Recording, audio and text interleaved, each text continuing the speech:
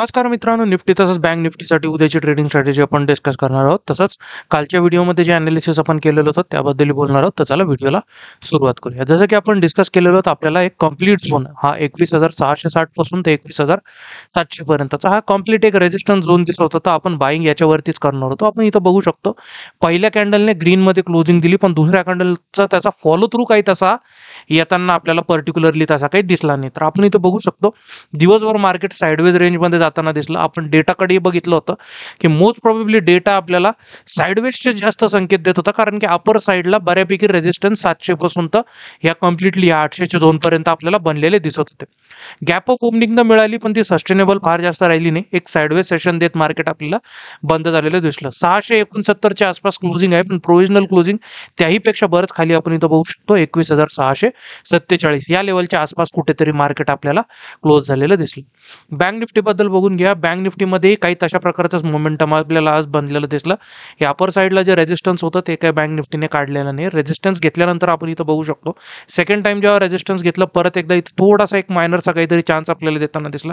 टार्गेटपर्यंत down साईडला तर गेलं नाही, पण एक छोटंसं मोमेंटम आपल्याला बऱ्यापैकी इथं कॅरी फॉरवर्ड होताना आपल्याला दिसलं. तर ओव्हरऑल जसं एक्सपेक्ट केलं होतं, एक low volume day, sideways day, exactly तसंच मार्केट आपल्याला वर्क करताना दिसलं आहे. तर हे जे थोडंसं जे आता ब्रेक लागलेलं आहे ना, जे काल परवा जी रिकव्हरी आलेली होती, कालच्या सेशनमध्ये जी रिकव्हरी आलेली होती, तर त्याच्यामध्ये हा जो ब्रेक लागलेला आहे, हा काय प्रकारचं आपल्याला रेजिस्टन्स घेऊन येऊ शकतो, किंवा याच्यामध्ये मार्केट जे आहे ते कुठल्या प्रकारे नंतर मोमेंटम कॅरी फॉरवर्ड करेल का, इथून परत एकदा सेलिंग चालू होईल, ह्या सगळ्या गोष्टींबद्दल आता आपण डिस्कस करणार आहोत. पण त्यापूर्वी मित्रांनो, आपण जर चॅनलवर नवीन असाल तर कृपया चॅनलला सबस्क्राईब करायला विसरू नका आणि नोटिफिकेशनसाठी बेल आयकॉन प्रेस करायला विसरू नका. तर चला उद्यासाठी स्ट्रॅटेजी डिस्कस करूया. थोडं डेटाकडे नजर टाकूया. डेटा काय सांगतोय? निफ्टीची नेक्स्ट एक्सपायरी आहे 18 जानेवारीला. 0.85च्या आसपास PCR आहे, पुट कॉल रेशिओ, आणि हा ओव्हरसोल्डच्या आसपास आपल्याला आलेला दिसतोय. 21,700ला तगडं रेजिस्टन्स आहे. सपोर्ट बनलेले आहे आपल्याला, नियरेस्ट चांगला स्ट्रॉंग सपोर्ट 21,500ला. ते डायरेक्ट मग 21,000च्या लेवलला. मध्ये जर बघितलं तर 21,600च्या लेवलला थोडासा आपल्याला तिथं कॉल रायटर पुट रायटरमध्ये थोडंसं टफ चाललेली आपल्याला दिसते. पण अपर साईडने रेजिस्टन्स कालच्या तुलनेत आजही भरभरून आपल्याला बनलेले दिसत आहेत. तर त्याच्यामुळे थोडंसं कॉन्फिडन्स जो आहे ना बायर्समध्ये, म्हणावा तसा आपल्याला बनताना दिसत नाही. आणि हे डेटा हे आपल्याला सध्या तरी क्लिअरली तेच सांगतोय. बँक निफ्टीची एक्सपायरी 17 जानेवारीला असणार आहे. याच्यामध्ये आपण बघू शकतो 47,500ला तगडा रेजिस्टन्स आहे. इकडूनही रेजिस्टन्स बिल्डअप होताना दिसत आहे, आणि डाऊन साईडला फक्त सपोर्ट क्लोजेस्ट 47,000च्या आसपास आहे. 47,000ची लेवल जर नाही सस्टेन झाली तर डिरेक्टली मग 46,000च्या लेवलपर्यंत येताना दिसू शकतं. आपण इथं बघू शकतो नेक्स्ट सपोर्ट आपल्याला इथंच बनलेला दिसतोय. नेक्स्ट कॉल रायटर जे आहे, पुट रायटर जे आहे, ते आपल्याला या लेवललाच आपल्याला ॲक्युम्युलेट झालेले आपल्याला दिसत आहेत.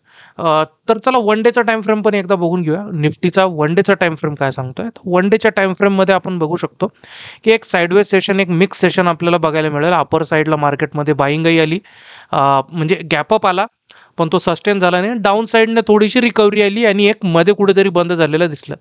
तर दोन्हीकडे जर बघितलं ना, तर आपल्याला इथं बघू शकतो की सेलिंग प्रेशर प्लस बायर्समध्येही थोडंसं आपल्याला स्केप्टिसिझम दिसत आहे की याच्यामध्ये मार्केट कुठं जाईल याचं क्लिअर सध्या तरी अंदाज तोपर्यंत बांधणं अशक्य आहे, जोपर्यंत मार्केट जे आहे ना ते सर्टन लेवल्स किंवा काही एक पॅटर्न ब्रेक करत नाही. पॅटर्नचा जर विचार करायचा झाला तर आपण अपर साईडने बघू शकतो की एक रेजिस्टन्स क्रिएट होत येत आहे या पॉईंटच्या आसपास.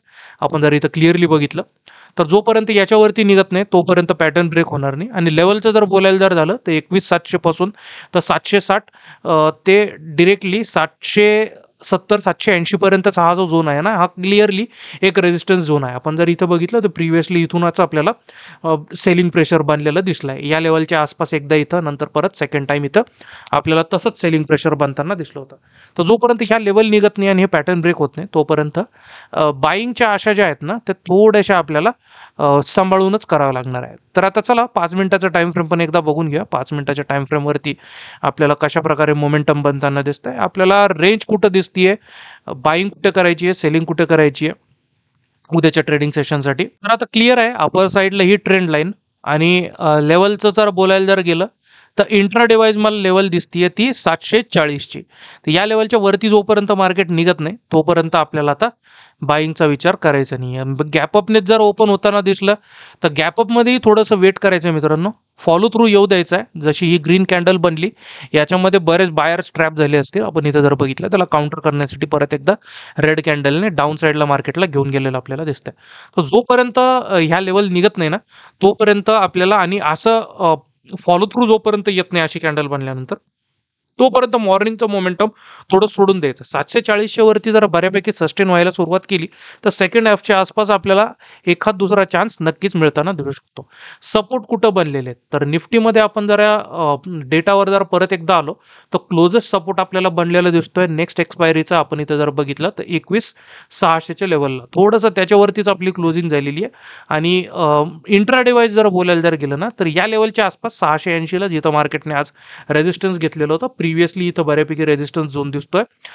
आणि आज तर नेक्स्ट जे आहे ना याच्यावरती जर निघालं मार्केट तर आपल्याला इथं एक सपोर्ट झोन चांगला बनलेला दिसू शकतो. तर अपर साईडला 740ची लेवल आणि या लेवलच्या आसपास एक इनिशियल रेजिस्टन्स लेवल, आपल्याला ह्या 2 लेवल लक्षात ठेवायच्या. सेफ बाईंग ज्यांना करायची आहे किंवा थोडंसं जे पोझिशनलसाठी घेऊन जाणार आहे तर त्यांच्यासाठी ही 740ची लेवल आहे. 680च्या वरती जरा सस्टेन केलं तर इन बिटवीनमध्ये छोटीशी एखाद दुसरी ट्रेड आपल्याला मिळताना दिसू शकते. डाऊन साईडला आपल्याला सेलिंग कुठे करायची आहे, मेजर सपोर्ट कुठे आपल्याला बनलेला दिसतोय तर क्लिअरली 600 पासून तर आपण इथं जर बघितलं तर आज 630च्या लेवलच्या आसपास तगडी बाईंग आपल्याला परत परत इनिशिएट होताना दिसली. 2 वेळा तसं झालेलं दिसलंय. हा फेक ब्रेकडाऊन जरा सोडला तर 630ची ही जी लेवल आहे ना ही एक सपोर्ट म्हणून आपल्याला आपल्यासमोर आहे. तर या लेवलच्या खाली गेलं त्या केसमध्ये आपल्याला सेलिंगचा विचार करायला हरकत नाही. बाकी सिनारिओज आपण डिस्कस करणार आहोत. गॅप डाऊन आला किंवा रिव्हर्सल काही जर बनताना दिसलं तर अपर साईडला काही सेलिंगची अपॉर्च्युनिटी बनते का, या सगळ्या गोष्टी आपण डिस्कस करूया. व्हिडिओमध्ये पूर्ण बनलेलं राहा मित्रांनो. तर टार्गेट असेल याचा 21,570च्या आसपास. अपर साईडला 740चं एक टार्गेट, सेकंड टार्गेट मला बनताना दिसतंय ती लेवल आहे 780ची लेवल. तर या लेवलसाठी आपण प्रयत्न करू शकतो कॉल साईडला जाण्याचं. सिनारिओज डिस्कस करून घ्या. जर मेजर गॅपअप जर आपल्याला बघायला मिळाला जो की असेल एक 70-80 पॉईंट्सचा, म्हणजे जो या लेवलच्या आसपासच जर आपल्याला कुठेतरी ओपन होताना जर दिसला 740चा आणि त्यांनी ब्रेकआउट देत असेल तर तिथं आपली स्ट्रॅटेजी क्लिअर आहे. आजच्यासारखं इथं ट्रॅप व्हायचं नाही आहे आणि फॉलो थ्रू जर आला तरच आपल्याला मॉर्निंग मोमेंटमसाठी बाईंगसाठी जायचं आहे. अदरवाईज जर डाऊन साईडला जर मार्केट जे आहे ना तर पहिली कॅन्डलचा जर लो ब्रेक करत असेल आणि मध्ये कुठे जर आपल्याला असा चान्स मिळाला, या लेवलच्या आसपास जर असा कुठे चान्स मिळाला, एक स्टॉप लॉस आपलं रिस्क रिवॉर्ड रेशोमध्ये बसवून, आपल्या रिस्क रिवॉर्ड रेशोमध्ये बसवून तर इथंही सेलिंग केलं किंवा शॉर्ट केलं डाऊन साईडच्या लेवलसाठी तरी चालेल. कारण की विकनेस क्लिअरली एव्हिडंट आहे. शॉर्ट्स भरभरून बनलेले आहेत. अपर साईडला भरभरून रेजिस्टन्स बनलेले आहे. तर अपॉर्च्युनिटी अपर साईडलाही येताना दिसू शकते. डाऊन साईडच्या सपोर्टच्या लेवल तर क्लिअरली आहेच. या रेंजच्या मध्ये जर ओपन झालं मार्केट तर काय करायचं आहे, तर रेंज छोटी आहे मित्रांनो. ही रेंजमध्ये ट्रेड न केलेलंच बरं.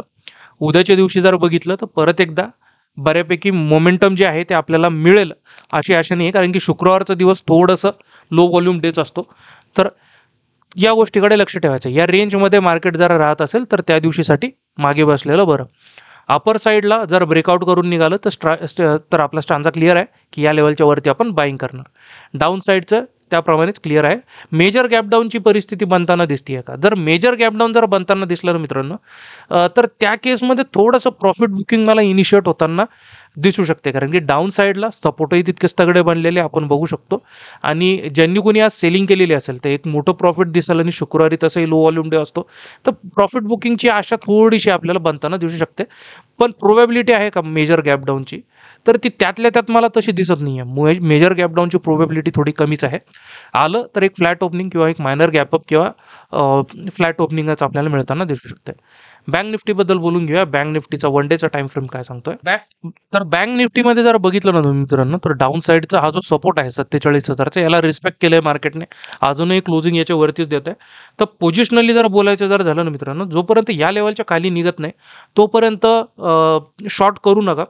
कारण की ह्या लेवलला रिस्पेक्ट केलंय आणि वारंवार केलेलं आहे. लास्ट टाइमही केलं आणि क्लोजिंग त्याच्या खाली काही आणखीन आलेली दिसत नाही. तर पोझिशनली याचा विचार करू नका शॉर्ट करण्यासाठी जोपर्यंत ही लेवल तुटताना दिसत नाही. बाईंगच्या आशा बनलेल्या आहेत का, तर स्टील कालच्याप्रमाणे जसं मी बोललो होतो की 47,600 ते 700 ही जी लेवल आहे ना, हा जो कम्प्लीट 100 पॉईंटचा हा जो झोन आहे, इथून आपण जर बघितलं तर इथं मार्केटने प्रिव्हियसली सपोर्ट घेतलेला होता, नंतर हा ब्रेकडाऊन आलेला आहे आणि इथं रेजिस्टन्स घेताना दिसतंय. तर असं जरा हा ब्रेकआउट जोपर्यंत येत नाही तोपर्यंत अपर साईडला बाईंगचाही विचार करू नका ह्या कंप्लीट रेंजमध्ये. इथं थोडंसं पोझिशनल ट्रेड्स अवॉइड करायचे. 5 मिनिटाच्या टाइम फ्रेमवर बघूया आपल्या इंट्राडेच्या टाइम फ्रेमवरती आपल्याला कशा प्रकारे मार्केट ट्रेड करताना दिसतंय. तर अपर साईडला ऑब्व्हियसली सेम लेवल 47,600 ते 650 हा कंप्लीट झोन जो आहे, मी कंप्लीट झोन मार्क नाही करत पण तुम्ही लक्षात ठेवा मित्रांनो, 600 पासून 580 ते 600 पासून 650 पर्यंत हा कंप्लीट झोन जो आहे ना, तो आपल्याला एक रेजिस्टन्स झोन म्हणून बनताना दिसू शकतो. तर याच्यावरती जोपर्यंत जात नाही तोपर्यंत बाईंगचा विचार करायचा नाही. डाऊन साईडला सपोर्ट 47,300च्या आसपास, 300-345च्या आसपास, कारण की प्रिव्हियस क्लोजिंग इथे झालेली होती. आज थोडंफार सपोर्ट इथं घेतलं होतं. एक फेक ब्रेकडाऊन आपल्याला इथेही बघायला मिळाला. पण ही जी लेवल आहे ना 350 ची ते 300ची लेवल, तर या लेवलच्या आसपास जे आहे ते आपल्याला थोडंसं कॉशियस राहायचं आहे. याच्या आसपास आपल्याला जोपर्यंत आहे मार्केट याच्यावरती जोपर्यंत आहे तोपर्यंत शॉर्ट करायचं नाही आहे. डाऊन साईडला टार्गेट कुठलं बनताना दिसतंय, तर डिरेक्टली मग आपल्याला लेवल दिसू शकते 47,000ची लेवल परत एकदा टेस्ट होताना दिसू शकते. या लेवलसाठी आपण प्रयत्न करू शकतो पुट साईडसाठी. अपर साईडला ऑब्व्हियसली टार्गेट आपलं इंटॅक्ट आहे, कारण की अपर साईडची रेजिस्टन्स रेंज आणखी काही काढलेली नाही आहे. तर 48,000 पर्यंतचं टार्गेट आपण फोरमोस्टली पहिलं एक्सपेक्ट करू शकतो. ओव्हर द टॉप त्याच्यावरती थोडंसं जरा जास्त ओव्हर बुलिश मार्केट दिसत असेल तर 48,300 पर्यंतही जाताना दिसू शकतं. पण आपलं एम फर्स्ट आणि फॉरमोस्ट पहिलं 48,000च्या लेवलपर्यंतच असलं पाहिजे. थोडासा प्राइस ॲक्शनचा रिव्ह्यू घेऊन तुम्ही नंतर 48,280 ते 300च्या रेंजपर्यंत आपण ट्रॅक करू शकतो मार्केटला, कारण की प्रिव्हियसली रेजिस्टन्स आपल्याला त्या लेवलच्या आसपासच कुठेतरी बनताना दिसतंय 270 पासून तर 300च्या रेंजमध्ये, 300-350च्या रेंजमध्ये. पण 48,000ची लेवल ही पहिलं टार्गेट आपली असली पाहिजे. तर अशा प्रकारे सगळ्या प्रोबॅबिलिटीज आपण डिस्कस केलेल्या आहेत. आशा करतो की तुमचा उद्याचा ट्रेडिंगचा दिवसही चांगलाच असेल आणि व्हिडिओ समजला असेल आणि व्हिडिओ आवडला असेल तर कृपया लाईक, सबस्क्राईब आणि शेअर करायला विसरू नका. भेटूया उद्याच्या व्हिडिओमध्ये. धन्यवाद.